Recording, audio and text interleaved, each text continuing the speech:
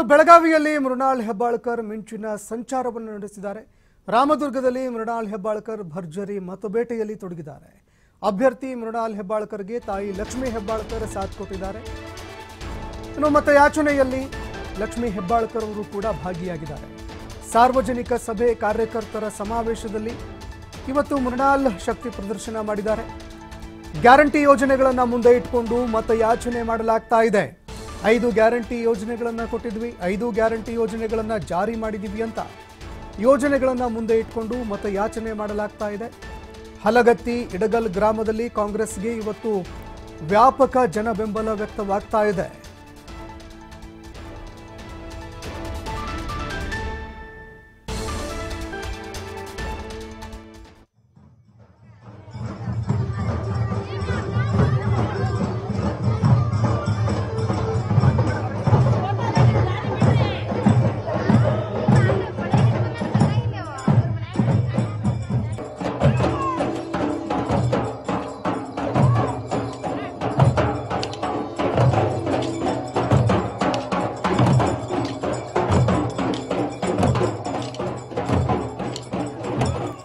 ಪಟ್ಟಣದ ಕುಟುಂಬಕ್ಕೆ 5 ಬಾರಿ ಅವಕಾಶ ಮಾಡಿಕೊಟ್ರಿ. ಪಟ್ಟಣ ಸಾಹೇಬ್ರ ಕುಟುಂಬಕ್ಕೆ ಇಡೀ ಜಿಲ್ಲಾದಾಗ ಪಟ್ಟಣ ಸಾಹೇಬ್ರ ಕುಟುಂಬ ಹೆಬ್ಬಾಳ್ಕರ್ ಕುಟುಂಬ ನಾವೆಲ್ಲ ಒಂದ.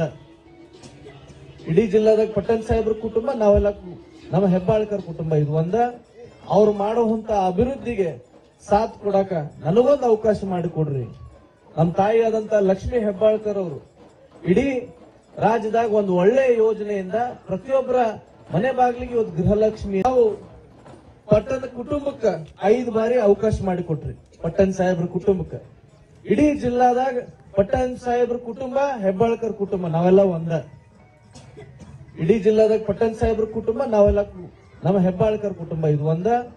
ಅವ್ರು ಮಾಡುವಂತ ಅಭಿವೃದ್ಧಿಗೆ ಸಾಥ್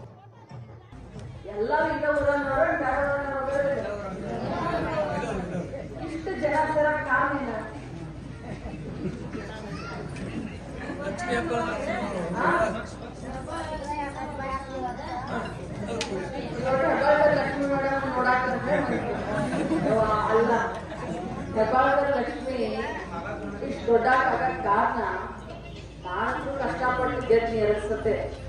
ಆದ್ರೆ ಇವತ್ತು ನನಗೆ ಸಿದ್ದರಾಮಯ್ಯನವರು ಒಂದು ಮಂತ್ರಿ ಸ್ಥಾನ, ನನಗೆ ಗೃಹಲಕ್ಷ್ಮಿ ಅನ್ನುವಂತ ದೊಡ್ಡ ಯೋಜನೆ ನನ್ನ ತಲೆ ಮೇಲೆ ಇಷ್ಟು ಜವಾಬ್ದಾರಿ ಕೊಟ್ಟರು.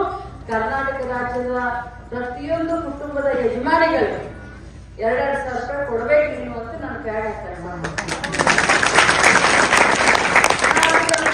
ದೇವರ ಸರಿಯಾಗಿ ಆ ಕೆಲಸ ಬಹಳ ಚೆನ್ನಾಗಿ ಮಾಡ್ತಾರೆ.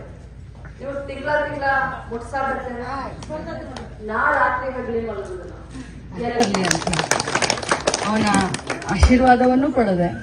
ಹಿಂದಿನ ಇತಿಹಾಸ ಮೆಲಕ್ ಹಾಕಿದ್ರೆ ಎನ್ ವಿ ಪಾಟೀಲ್ರ ಬಗ್ಗೆ ಆ ಆಶೀರ್ವಾದ ನನಗೂ ಸಿಗ್ಲಿ ಅಂತ ಇನ್ನೊಮ್ಮೆ ಗುರು ಹಿರಿಯರಲ್ಲಿ ನಾನು ಹಾರೈಸ್ತೀನಿ. ಪ್ರಸ್ತುತ ಲೋಕಸಭಾ ಚುನಾವಣೆಯಲ್ಲಿ ನನ್ನ ಮಗ ನಿಂತಿದ್ದಾನೆ, ಇಲೆಕ್ಷನ್ ನಿಂತಿದ್ದಾನೆ. ನಿಮಗೆಲ್ಲರಿಗೂ ಗೊತ್ತೈತ್ ನಾ ಯಾರಂತ ಹೇಳಿ. ನೀವ್ ಬಿಡ್ರಪ್ಪ, ನಿಮಗೆಲ್ಲರಿಗೂ ಗೊತ್ತೈತಿ.